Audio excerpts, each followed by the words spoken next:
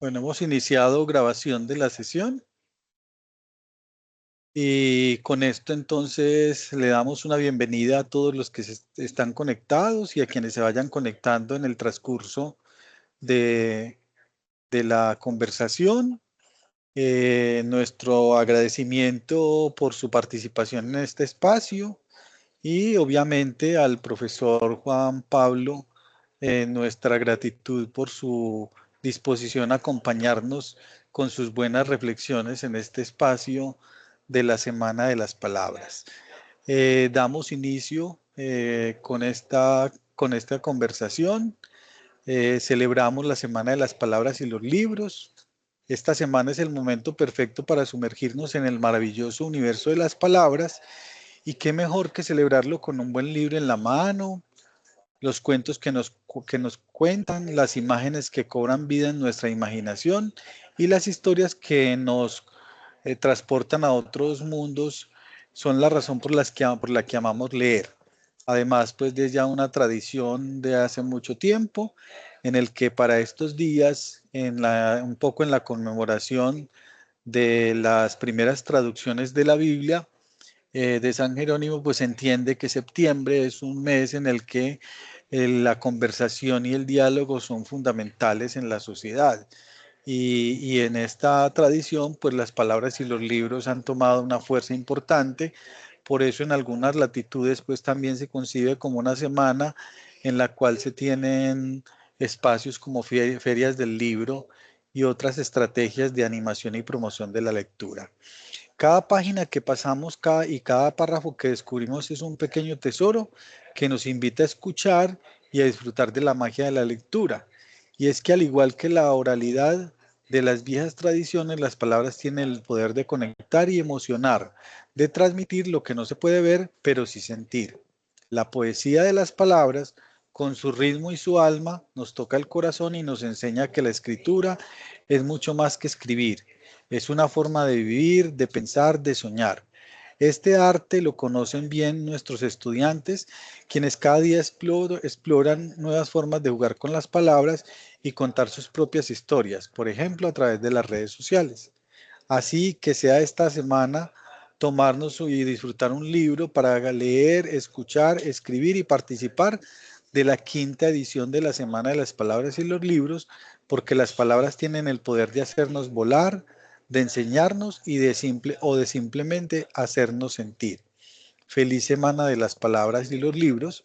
Y con este preámbulo le damos la bienvenida al profesor Juan Pablo Serrano Fratali. El profesor es docente de la Facultad de Derecho en nuestro campus de la Universidad Cooperativa de Colombia en la ciudad de Bucaramanga. El profesor es doctor en en educación de la Universidad de Granada, es magíster en desarrollo social, magíster en mediación intercultural y participación ciudadana y es abogado de la Universidad Santo Tomás. Además, pues ha tenido otra serie de estudios en diferentes instituciones universitarias y ya desde hace un tiempo le conocemos pues por su participación en los temas de derechos humanos y paz, con quien desarrolla pues todo un componente muy importante desde sus publicaciones, que ya son varias, y desde su trabajo investigativo en esta universidad y en otros espacios universitarios. Le damos la bienvenida al profesor Juan Pablo y bueno, quedamos con su conversación, como siempre, tan amena y tan ilustrada en estos temas. Muchas gracias, profesor, por recibirnos en su espacio de conversación y obviamente por aceptar nuestra invitación a este espacio. Doctor Montoya, un enorme honor. Antes de iniciar, quisiera confirmar si se está viendo las diapositivas. Sí, profe, sí Sí, se señor. proyecta. Sí, Perfecto. señor. Un honor participar nuevamente en estas actividades tan especiales que se hacen desde la red de bibliotecas, multicampus. Parece que fuera ayer que estábamos analizando el libro Rebelión en la Granja, George Orwell. Libros que a pesar que han transcurrido décadas siguen más vigentes que nunca. Y es un enorme honor abordar hoy un libro, para muchos, el libro cumbre del pensador cumbre de la filosofía moderna, Immanuel Kant. El libro se titula Sobre la paz perpetua y mi presentación se denomina Analogías históricas con respecto al momento actual. Mucho se ha dicho, mucho se ha dicho sobre Kant. Para algunos es el mayor de todos los filósofos desde Aristóteles. Para Disculpe, otros, profesor, si quiere puede colocar la presentación en modo presentación y así le queda más cómodo el...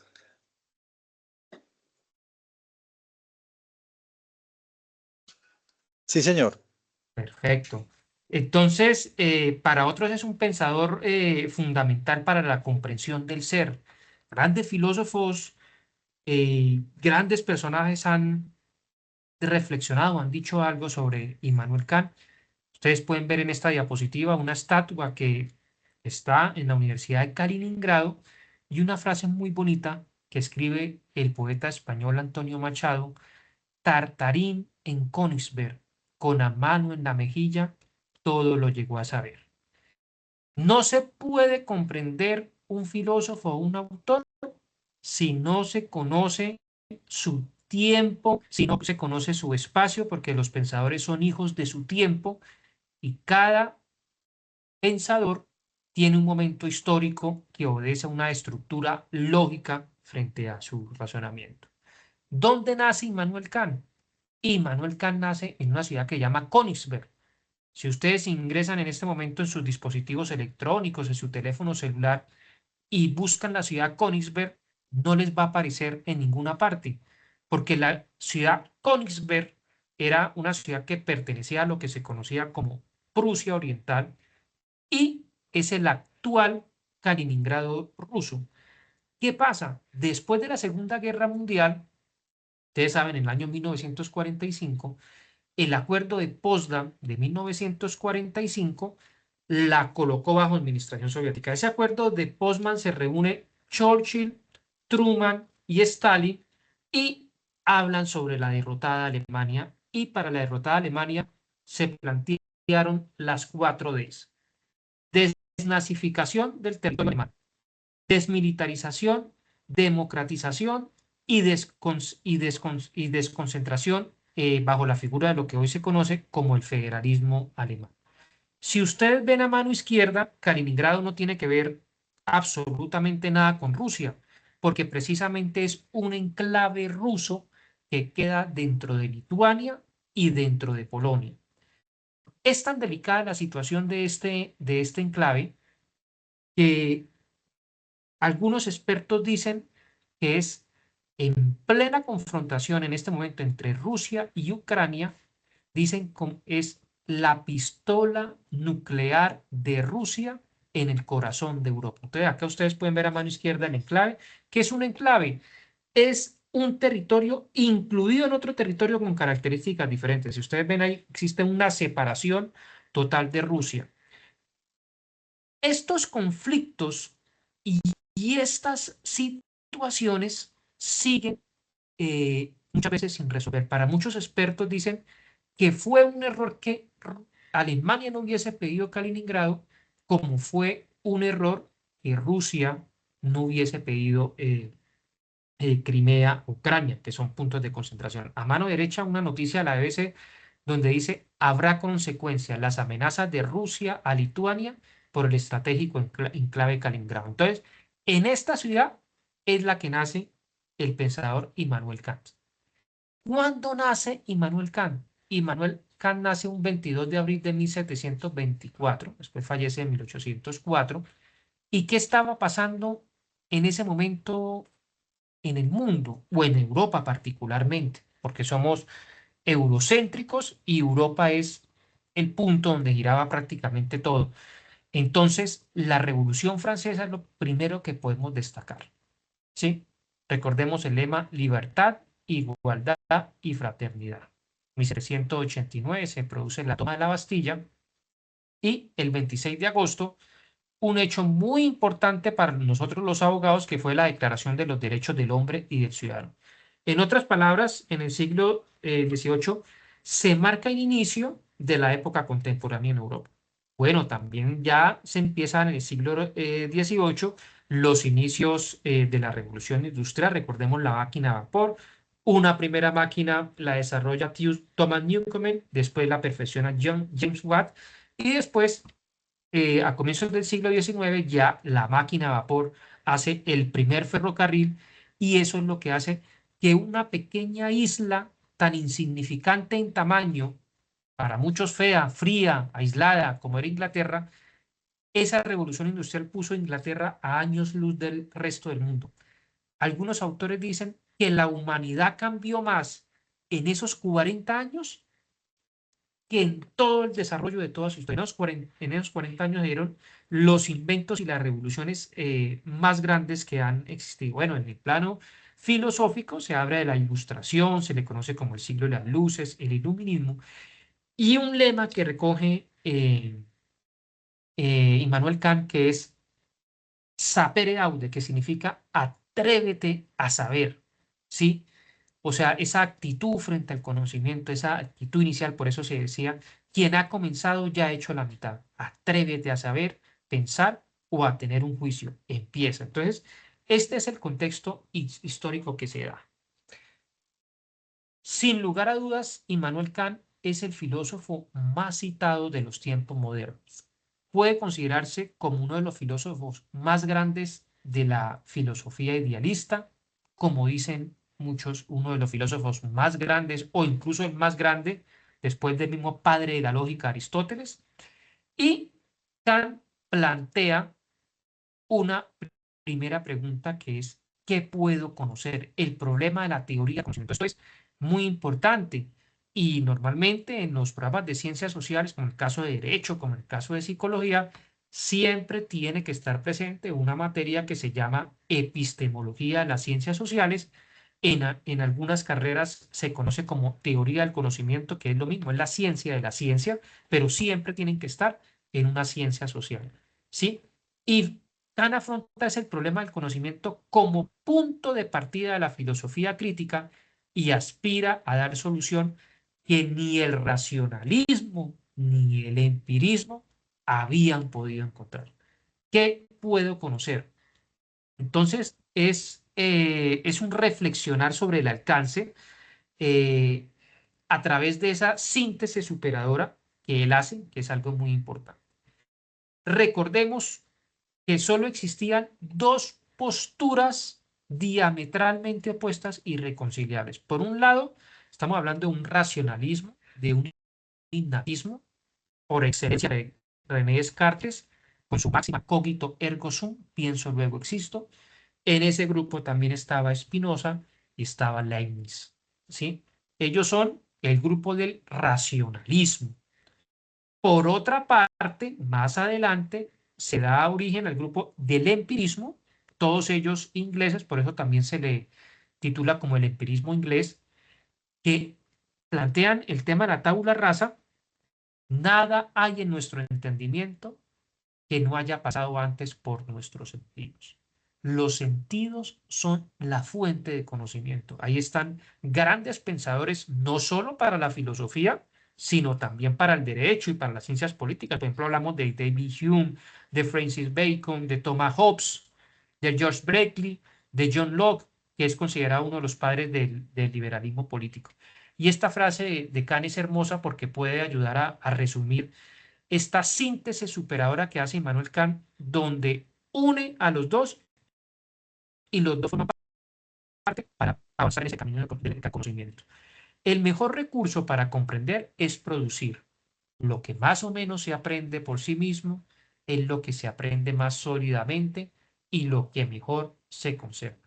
Entonces Kant hace esa síntesis superadora diciendo que tenemos, sí, es verdad lo que dicen los racionalistas, tenemos una organización mental, pero esa organización mental es alimentada muchas veces por los sentidos, ¿sí? Ahora, entremos en un punto fundamental, porque este punto es muy importante, para comprender este libro sobre la paz perpetua y para conocer en sí mismo los grandes libros que se han escrito en la humanidad en materia de ciencia política. La naturaleza humana, el status naturalis. Me permito leer lo que escribe Immanuel Kant sobre la paz perpetua. La paz entre hombres que viven juntos no es un estado de naturaleza, status naturalis. El estado de naturaleza es más bien la guerra, es decir, un estado en donde aunque las hostilidades no hayan sido rotas, existe la constante amenaza de romperlas. Por tanto, la paz es algo que debe ser instaurado, pues abstenerse de romper las hostilidades no basta para asegurar la paz. Y si los que viven juntos no se han dado mutuas seguridades, cosa que solo es el estado civil, puede acontecer que habrá que cada uno de ellos, habiendo previamente requerido al otro, lo considere y trate y se niega como un enemigo. La guerra es mala porque hace más hombres malos que los que mata. Basta lo dicho acerca de lo que hace la naturaleza para conseguir su fin propio, considera la humanidad como una especie de animal. Entonces, ahí entramos a una materia fundamental también dentro de la filosofía del derecho y dentro de muchos cursos, que es el concepto del ser humano. Entonces, ahí partimos a partir de una pregunta. ¿Cuál es la naturaleza del ser humano? ¿El ser humano es bueno? ¿El ser humano es malo? Este concepto para el ser humano es fundamental porque de esa respuesta se va a derivar toda una construcción teórica de los grandes libros en materia de Estado, en materia de ciencia política. Por un lado, tenemos un pesimismo antropológico. ¿Quién es el máximo exponente del pesimismo antropológico? Maquiavelo y Hobbes simultáneamente. Maquiavelo dice que los hombres olvidan con mayor rapidez la muerte de su padre que la pérdida de su patrimonio. Hace muchos años en Colombia había una cosa que llamaban la pesca milagrosa, que era una práctica donde los grupos guerrilleros, en unión con delincuencia común, secuestraban a mucha gente, pero era mucha gente la que secuestraban en una carretera. Muchas familias decían, si me llegan a secuestrar, no dan un solo peso. Más o menos extrapolando, pero lo que dice Maquiavelo es, los hombres olvidan con mayor rapidez la muerte de su padre que la pérdida de su patrimonio. Las amistades se compran, pero no se tienen. Se desencadena la guerra cuando se quiere, se la termina cuando se puede. ¿Ustedes se acuerdan cuando cuando Trump, antes de llegar a la Casa Blanca por segunda vez, decía, tan pronto llegue, yo voy a acabar la guerra entre Rusia y Ucrania en 48 horas? Yo creo que ya han pasado como 48 semanas y no han podido solucionarla. Esa frase de Maquiavelo es magistral.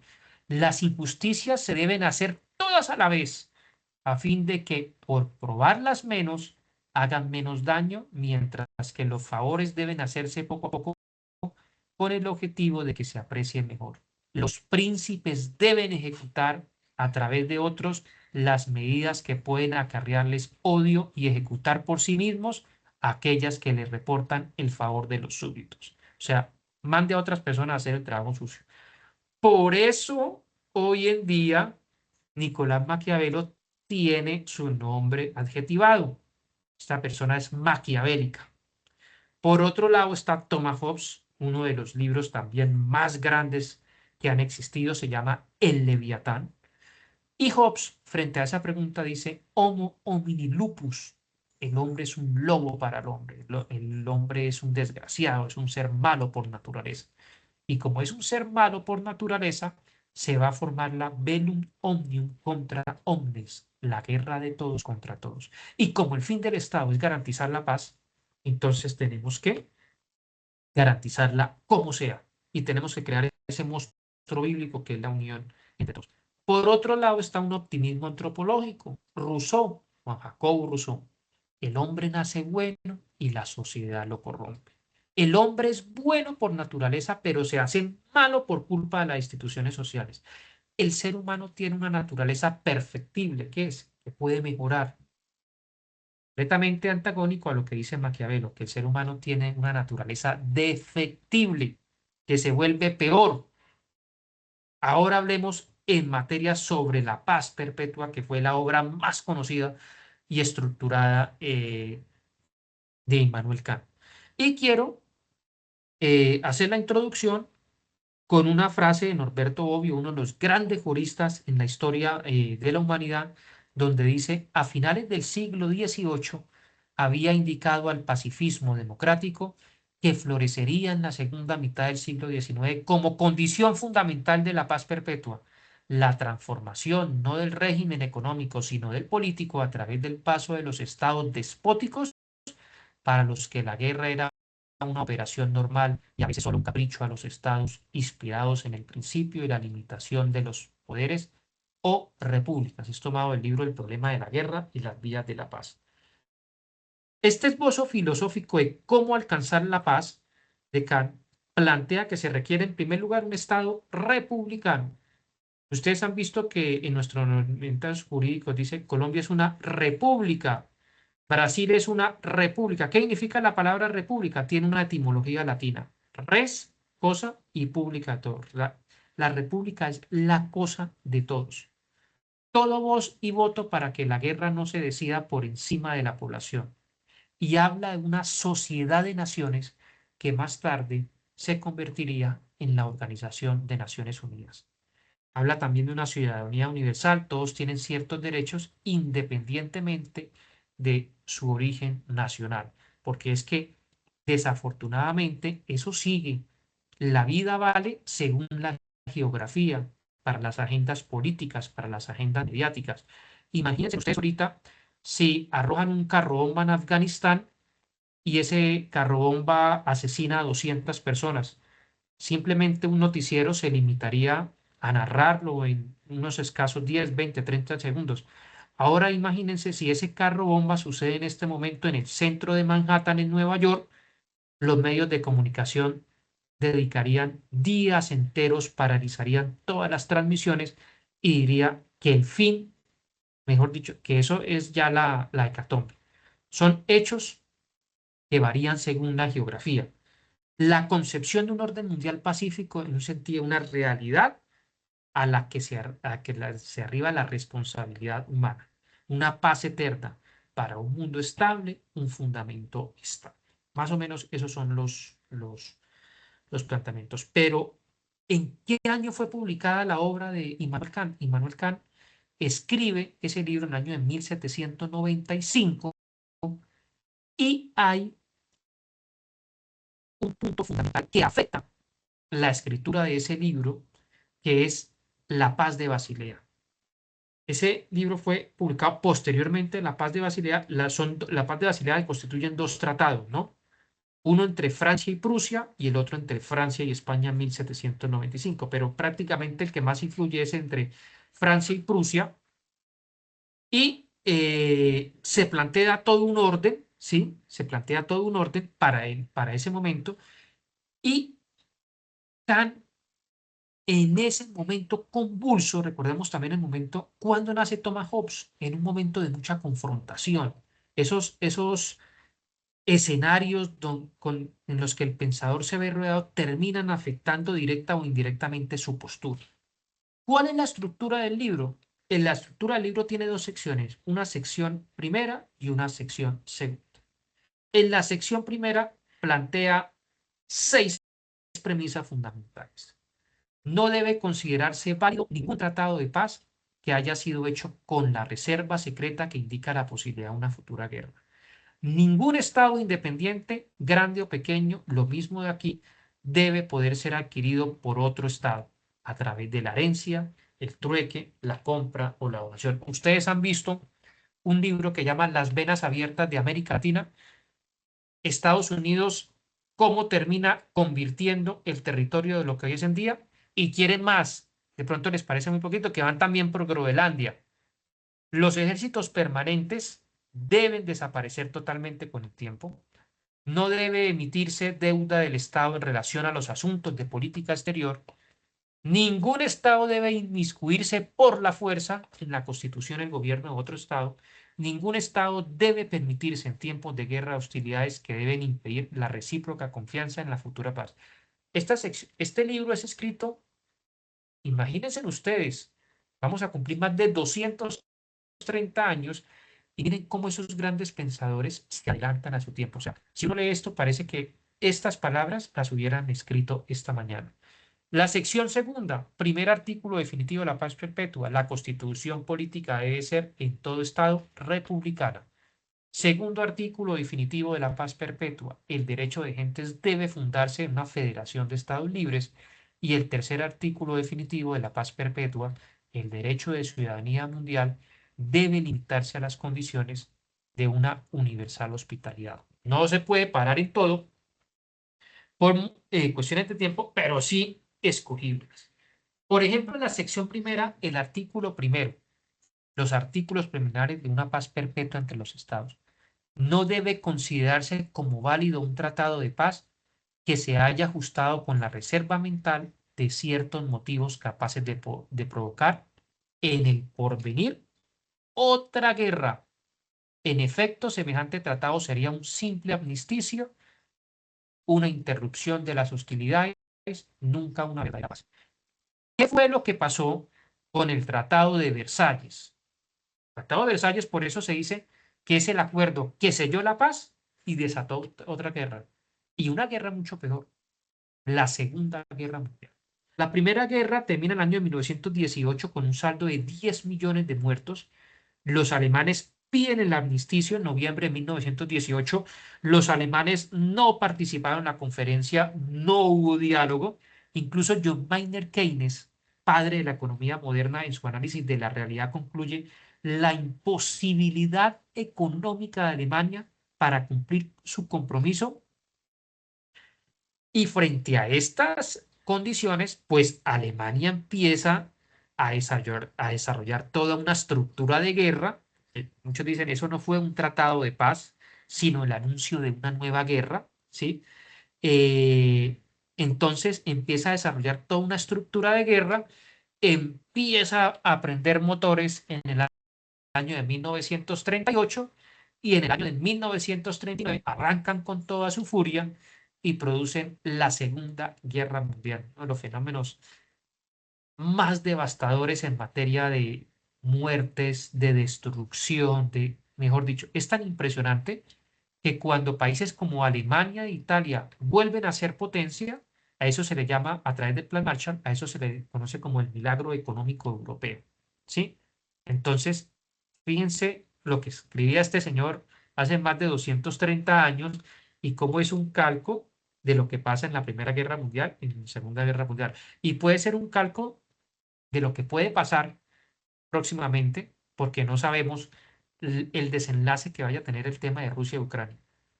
El líder ucraniano afirma que su país necesita más garantías antes de que sea posible un acuerdo de paz. Entonces, frente a la posibilidad de un acuerdo de paz que parece que no quieren hacer, sí Zelensky repite una otra vez, necesitamos garantías para que cuando se firme la paz no volvamos a ser atacados. O sea, en otras palabras, para que no se genere el porvenir de otra guerra, en palabras de Kant, y Donald Trump una y otra vez dice,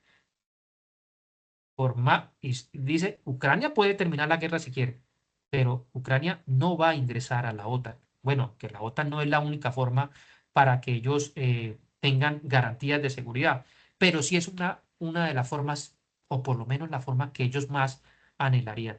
Entonces, mire cómo estas palabras de Kant que colocan en la sección primera tienen una identidad total con conflictos, en el caso de la Primera y Segunda Guerra Mundial, con un conflicto actual que estamos viviendo desde hace 3 años y no sabemos qué vaya a pasar. La moral es una práctica en sentido objetivo, es el conjunto de las leyes obligatorias sin condición según las cuales debemos obrar, habiendo pues concedido el concepto del deber su plena autoridad, resulta manifiestamente absurdo decir luego que no se puede hacer lo que él manda. Entonces, Kant tiene una estructura moral muy fuerte, tiene una estructura moral muy fuerte, y ahí viene el divorcio con el tema, ahí viene el divorcio con el tema de la política, que es lo que plantea Nicolás Maquiavelo. Entonces, simultáneamente, esto es importantísimo, simultáneamente que el libro habla del tema de la moral, también simultáneamente Kant describe unas realidades antagónicas que las dicen para encender las alarmas. Entonces, si la moral tiene un mandato, la política dice, sed astutos como la serpiente. La moral añade esta condición limitativa. Y cándidos como la inocente paloma. Entonces dice Kant, esto hay que leerlo literalmente. Estos hábiles políticos, cualquier parecido con la realidad es pura coincidencia. Estos hábitos políticos se ufanan de poseer una ciencia práctica, pero lo que tiene es la técnica de los negocios y, disponiendo del poder que por ahora dominan, están dispuestos a no olvidar su propio provecho y a sacrificar al pueblo y, si es posible, al mundo entero. Son como verdaderos juristas, juristas de oficio, no legisladores, cuando se ven ascendidos a políticos. El hábil político cree poder resolver el problema de una buena constitución, dejando a un lado la idea, apelando a la experiencia y viendo cómo estaban dispuestas las constituciones que hasta hoy se han mantenido mejor, aunque la mayor parte eran o son contrarias al derecho. Los principios que ponen en práctica, aunque sin manifestarlo, dicen poco, más o menos, lo que las siguientes máximas sofísticas. Fac et excusa. Aprovecha la ocasión favorable para apoderarte violentamente de un derecho del Estado sobre el pueblo o sobre otros pueblos vecinos. La legitimación será mucho más fácil y suave después del hecho. La fuerza quedará disculpada, sobre todo en el primer caso, cuando la potestad interior es al mismo tiempo autoridad legisladora a quien hay que obedecer sin discusión. Este caso se puede extrapolar cuando en octubre del pasado ingresan a territorios fronterizos con Israel, ¿se acuerdan? El saldo, si la memoria no me falla, fueron unas más de 1.200 personas asesinadas, creo que como 150 personas secuestradas, y Israel, bajo este hecho, aprovecha, y hoy en día estamos hablando de un genocidio de aproximadamente 65.000 muertes.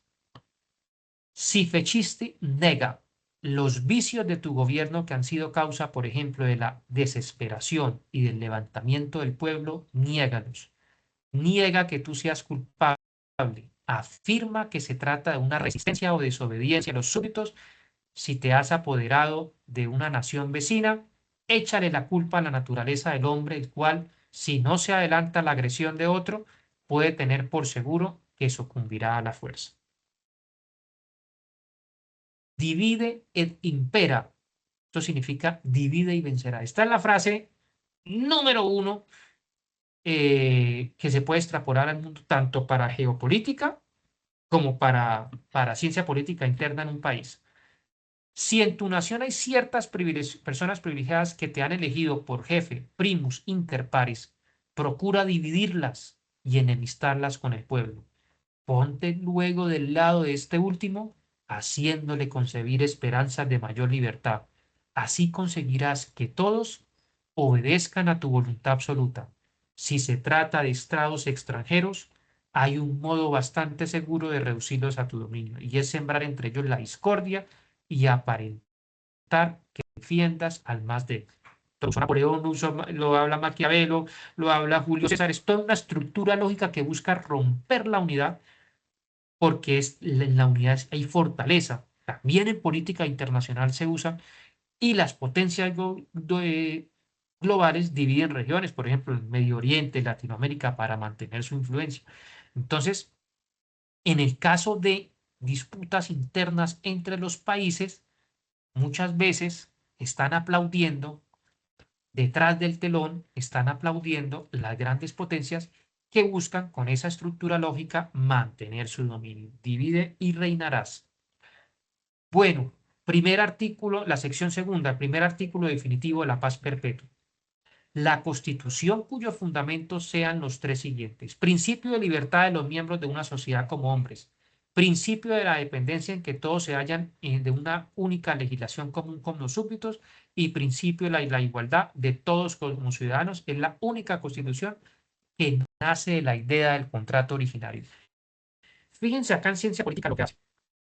Un autor como Thomas Hobbes, que parte de una naturaleza pesimista del hombre, se parece a un autor como Juan Jacobo Rousseau, que parte de una naturaleza optimista del hombre, pero ambos se parecen en que ambos son contractualistas.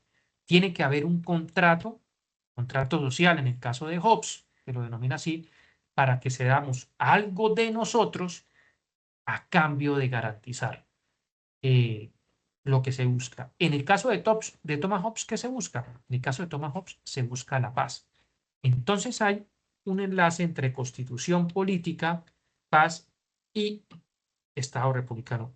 La actual constitución política que tenemos hoy en día, constitución política de 1991, que surge en buena medida por el movimiento estudiantil de la séptima papeleta, cuando llega a la Corte Suprema de Justicia, en esa época no había Corte Constitucional, y la Corte Suprema mira la viabilidad de esa constitución política, cita a este autor que yo le cité, Norberto Bobbio, uno de los juristas más grandes que ha existido en los últimos tiempos, y cita una frase muy bonita de Thomas Hobbes, de Norberto Bobbio, cuando él dice que en sí una constitución lo que es un tratado de paz. Es una concepción muy bonita de lo que significa la constitución política.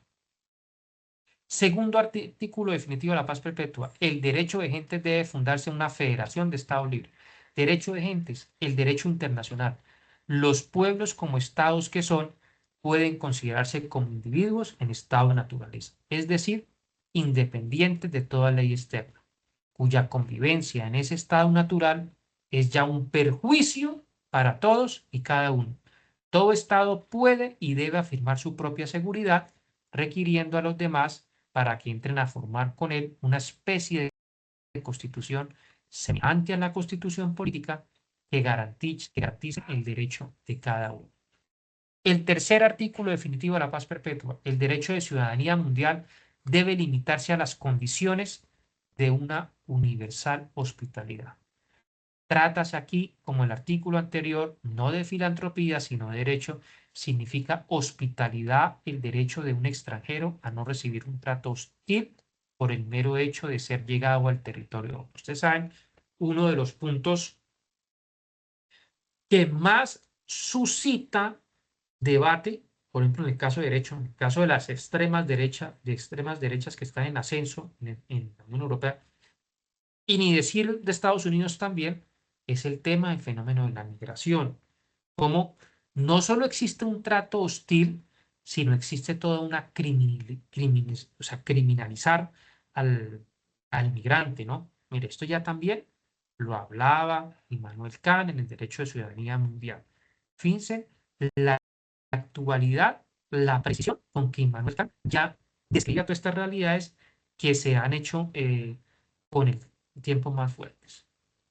Volvemos a otro de los puntos, porque esto es uno de los puntos no solo más importantes del libro, sino más importantes de todo el legado que deja Immanuel Kant para la filosofía. Miramos cómo existe un desacuerdo que hay entre moral y política con respecto a la paz perpetua. Ya Nicolás Maquiavelo nos decía que debe haber un divorcio entre moral, entre ética y entre política.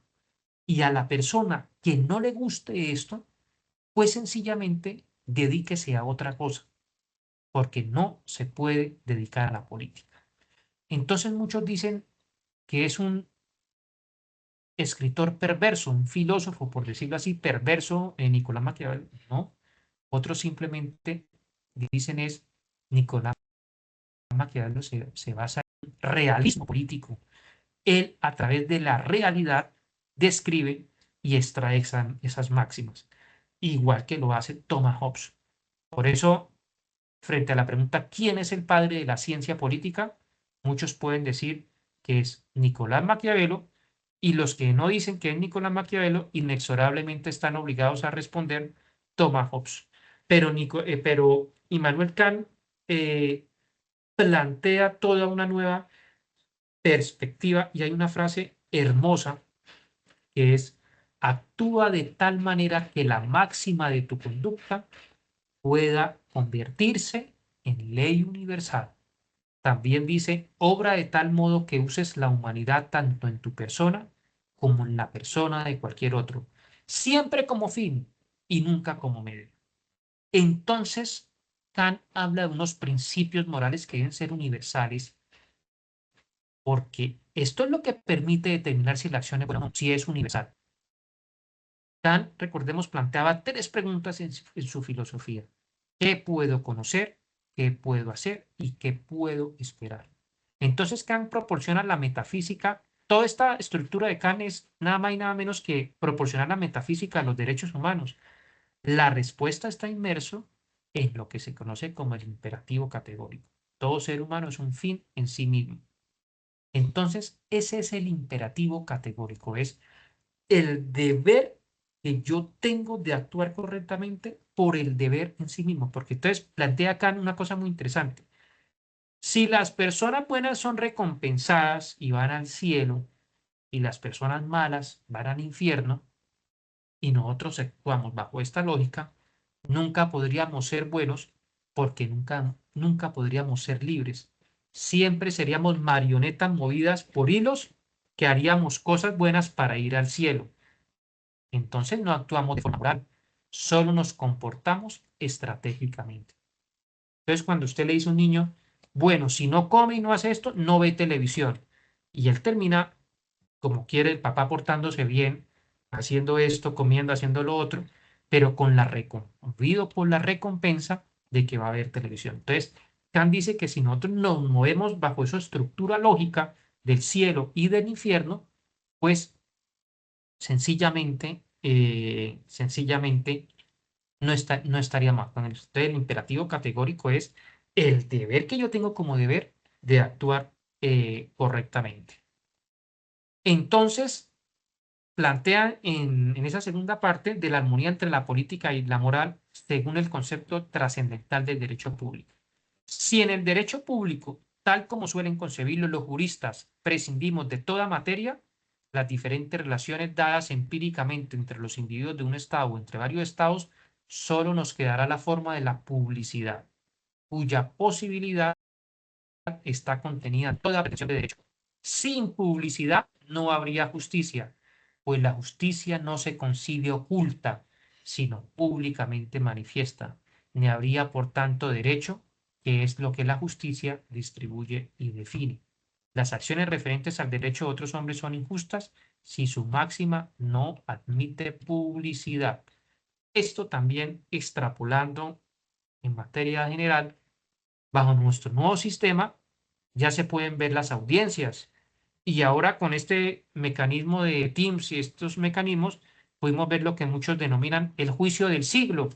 Me parece muy exagerado, ¿no? Pero el juicio del siglo que denominaban, estaban todos, yo veía muchos estudiantes conectados en vivo y en directo durante horas y horas y horas y horas viendo el juicio. Habla un tema que es de publicidad. La justicia se debe mostrar, ¿sí?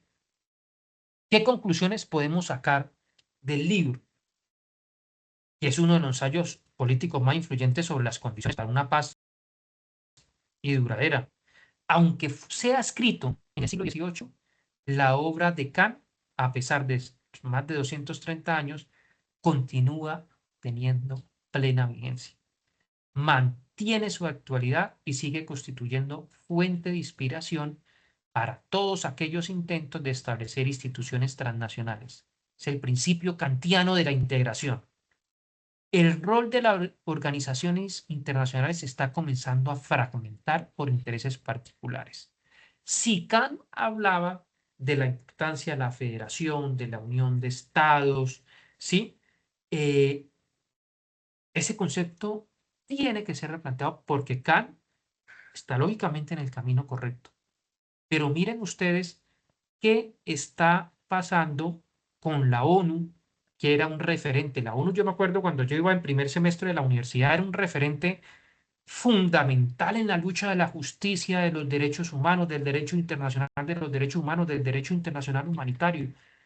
Ahora fíjense el silencio cómplice que está guardando la Organización de Naciones Unidas frente a todos los conflictos que están sucediendo en este momento. Dan algunas declaraciones, claro, pero ¿será que tienen la radicalidad de hacer una postura como Organización de Naciones Unidas dedicadas con la misión de la paz, de la protección de los derechos humanos? A mí, en mi opinión, estos organismos internacionales se están quedando muy cortos frente a la grave vulneración de los derechos humanos que están sufriendo millones y millones y millones de personas en el mundo entero. Entonces pienso yo que estas serían las conclusiones generales.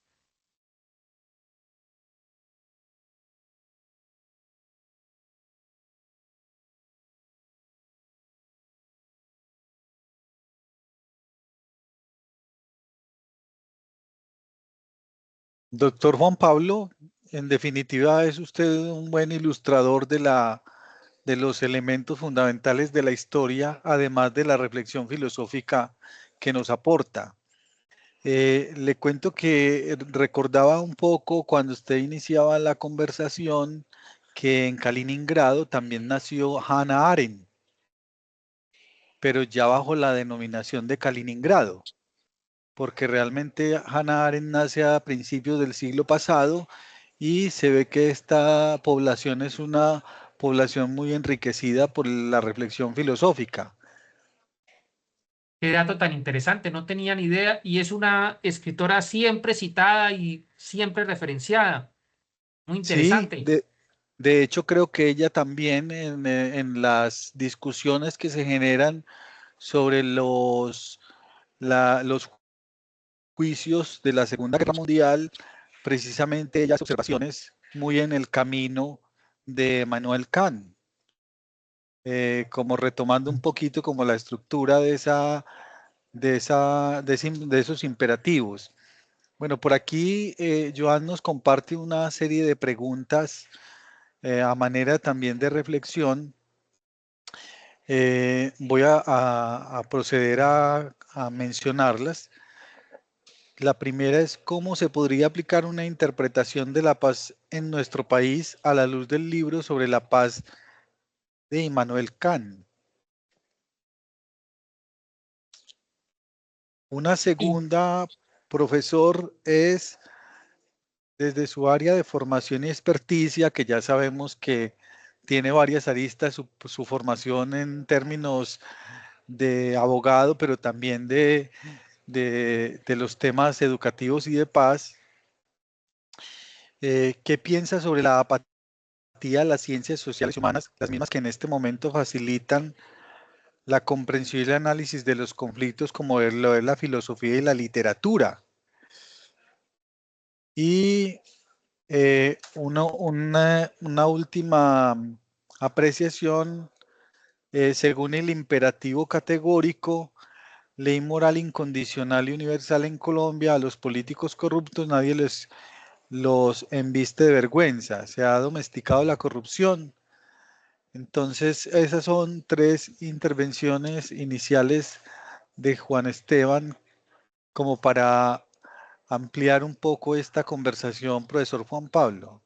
interesantísimas todas las preguntas. La primera, adaptando todo ese tema de paz en el caso colombiano, es una situación delicadísima. La vulneración de derechos humanos que se vive en Colombia es una cosa indescribible, donde muchas veces tenemos que cuestionarnos cuál es el papel que están haciendo la Corte Constitucional, los jueces. Les voy a colocar un ejemplo. ¿Ustedes saben cuántas acciones de tutela hay en este momento en Colombia por el derecho a la salud? Hay niños de cáncer en Bucaramanga y en muchas ciudades. Lo sé porque conozco el caso de Bucaramanga. Hay niños de cáncer que no les aprueban una quimioterapia. ¿Qué es un niño de cáncer que no le aprueban una quimioterapia? Eso es una sentencia de muerte. Hay estudios científicos donde el cáncer en cuestión de horas puede ir avanzando, va avanzando, va avanzando, va avanzando, va avanzando.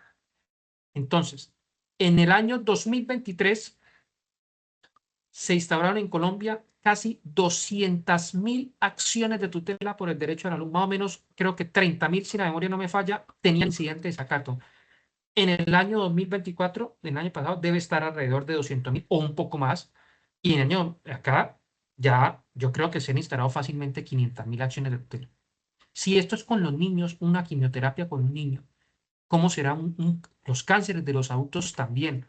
Entonces, es un sistema de salud donde se está acelerando el proceso de muerte de muchas personas. Eso es una vulneración de los derechos humanos.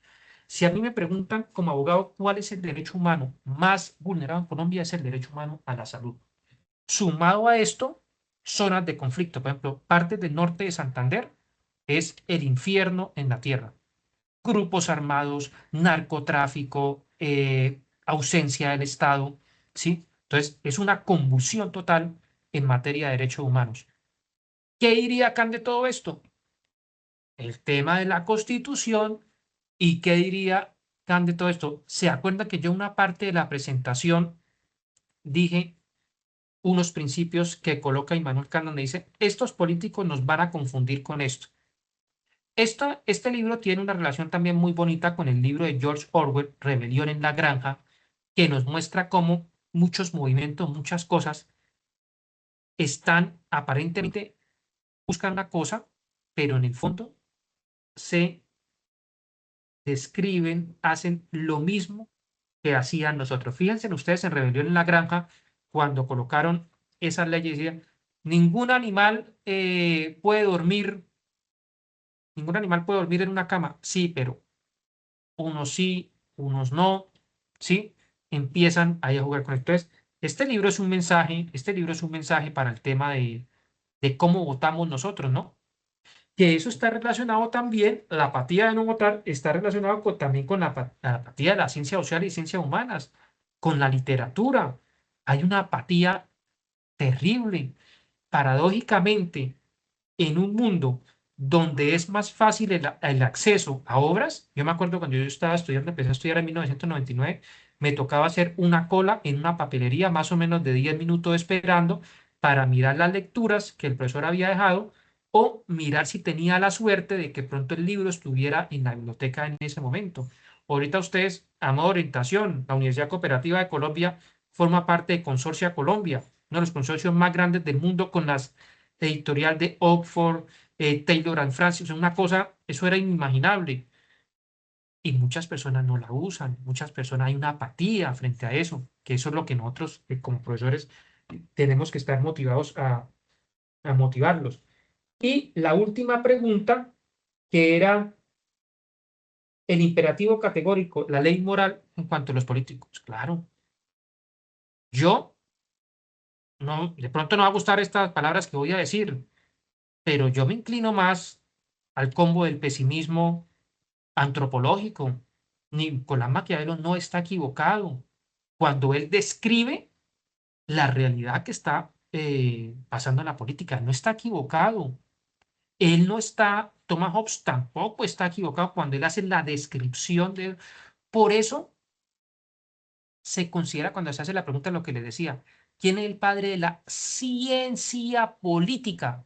Es que la política es una ciencia. ¿Y qué es una ciencia? Es un conjunto ordenado de conocimientos que tiene un método, que tiene unas técnicas y que llega a un resultado. Entonces, cuando Nicolás Maquiavelo, en qué pelean los que dicen, en qué discuten los que dicen que es Nicolás Maquiavelo a Thomas Hobbes para la ciencia política? Que dicen que Thomas Hobbes debe ser el padre de la ciencia política porque es el que le da una cientificidad. Todo está relacionado con ciencia, con metodología, con método. Y Nicolás Maquiavelo dice que la historia es maestra. O sea, esas conclusiones, ellos no arriban a esas conclusiones porque sí. Ellos tienen toda una descripción y dicen, mire lo que pasó acá, mire lo que pasó acá, mire lo que pasó acá. Entonces, él plantea todo esto. Le dicen, señor Nicolás Maquiavelo, pero usted ¿por qué es así de despiadado? Y yo, no, yo estoy describiendo, así como yo le digo a los grandes príncipes la forma como ellos deben actuar, el pueblo también debe extraer esas conclusiones a través de cómo el pueblo puede actuar. Entonces nosotros tenemos una responsabilidad muy grande a la hora de votar. Entonces, ¿qué pasa? Basado por la necesidad. Mucha gente venden el voto por un tamal, por un almuerzo. Esto no son relatos ficticios ni son relatos humanos. ¿Cómo es posible que en el año 2025, en pleno siglo XXI, se compren las conciencias de las personas de esa manera, sin ningún programa, algo programático, sin, ¿sí? Entonces, tanto Nicolás Maquiavelo como Thomas Hobbes como Immanuel Kant nos deja a nosotros una gran reflexión para que nosotros tengamos ese referente moral muy pendiente, muy pendiente. Eso diría yo que serían, grosso modo, las conclusiones. Profesor, muchas gracias. Sabe usted que nos quedaríamos aquí conversando un buen rato esta tarde y muchas otras tardes, pero lamentablemente pues estos espacios académicos nos demandan unos tiempos que son finitos. Muchas gracias, profesor, por su intervención y por ponernos en este sentido de reflexión fundamental para estos tiempos. Y obviamente a quienes están conectados, muchas gracias por su acompañamiento en esta conversación. No sobra invitarlos a que continúen con nuestra celebración de la Semana de las Palabras y los Libros en una programación que tenemos toda esta semana y que obviamente pues mañana tendremos una nueva agenda. Cordialmente invitados todos a que sigamos en esta conversación. Y profesor, creo que tendremos oportunidad de una nueva charla ya con una figura femenina como a Hannah Arendt en esa conversación. Posteriormente lo estaré abordando con esa conversación para que sigamos discutiendo sobre libros y autores en este espacio tan interesante. Muchas gracias, profesor. Gracias, doctor Montoya. Un honor que se repita. Muchas Gracias, gracias. profe. Hasta luego. Muchas gracias a todos.